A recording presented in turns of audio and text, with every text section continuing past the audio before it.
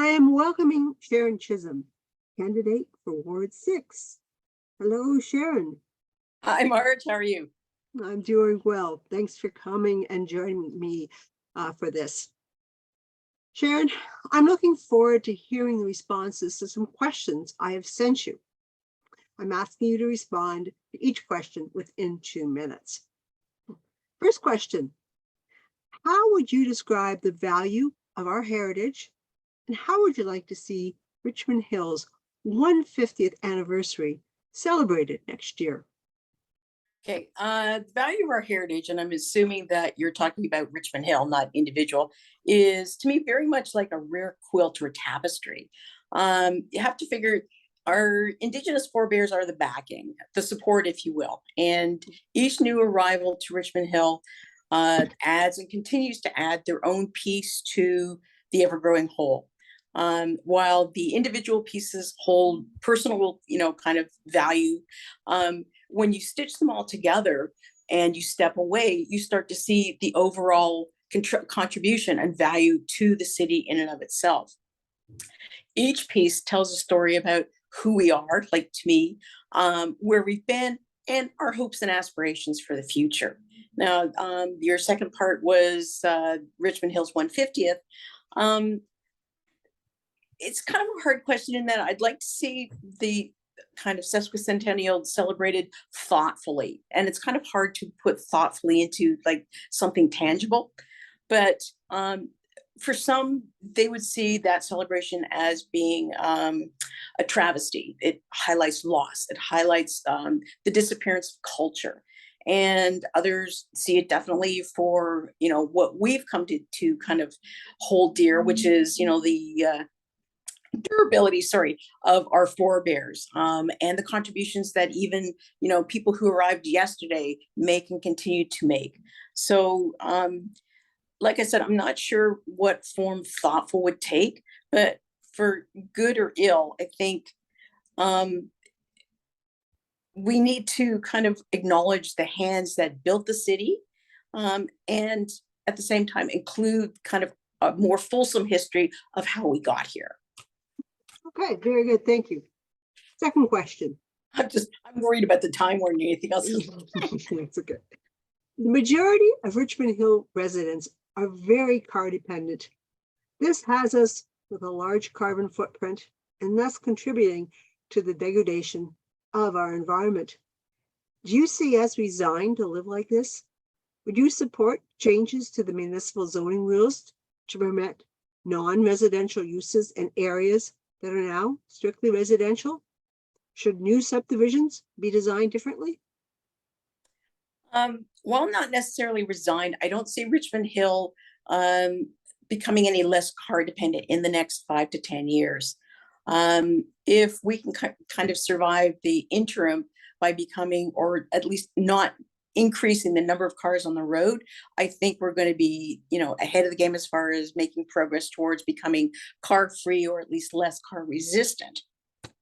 I think part of the problem is that our kind of hopes for going car less are largely dependent on the arrival of the subway.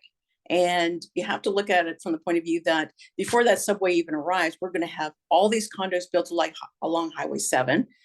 They've got no place immediately to kind of get to or shop at or whatever. So they're going to want to have cars. The subway in and of itself is slated to open after the Ontario line, and that's not until 2027. So, we're already kind of punting this down the road. Change is coming. I mean, in and of itself, that's inevitable. But we do have to look at more of the kind of intra-city transportation. I mean, timing buses, even going to things like little, like mini electric carts, like you see in some of the cities in the U.S.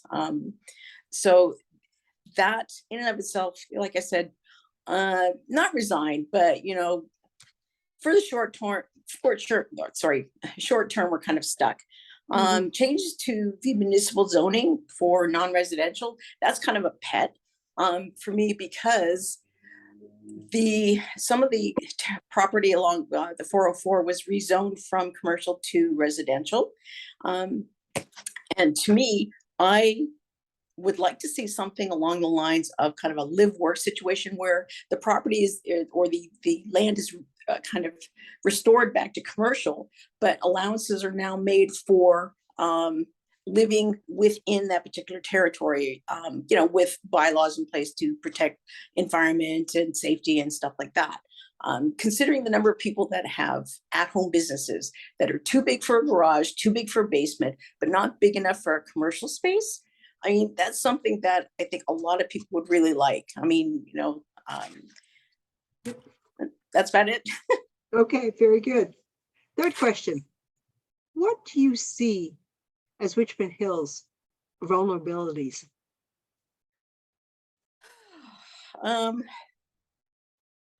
For me, Richmond Hill's two biggest vulnerabilities are NIMBYism and poor communication of the overall vision for Richmond Hill. Personally, NIMBYism is a weed that chokes us at every turn. Change is coming, it's an inevitable fact, but we stand to lose out over and over again to our regional neighbors, because every time we say not in my backyard, somebody is saying yes in my backyard. So as a result, we're seeing things like post-secondary institutions or buildings going elsewhere. We're seeing technology developments going elsewhere. We're seeing memorandums of understanding, and York just signed one with Newmarket. I mean, and the terms of that MOU are yet to be determined. I mean, every time I see this, like in the local papers, whatever, I keep thinking, why isn't Richmond Hill here? Why aren't we on the receiving end of this stuff? I mean, we're not going to be able to grow as a city if we don't start saying yes. Okay, thank you. Fourth question. Imagine there was a lottery for municipalities and Richmond Hill won $50 million. How would you like to see it spent? $50 million wouldn't go very far, but what I would like to do is to see the city buy up whatever land they could with the 50 million and turn it into a wildlife or park trust for future generations. That's the kind of investment that I would be more than happy to make with my 50 million or our 50 million. Okay, thank you. Moving into the second portion. All right. We have 7 fun facts. They're to be answered quickly and Okay. with a smile. Okay. Are you a tea? Yeah. Are you a tea or coffee drinker? Coffee with milk, please. Do you prefer ebooks or real books? Sorry? Ebooks? Do you prefer to read an ebook or real books? Real books. There's absolutely nothing better than having a book in your hand. Okay. Do you say ketchup or ketchup? Ketchup. What is your ideal place for a vacation? Anything with an ocean shore.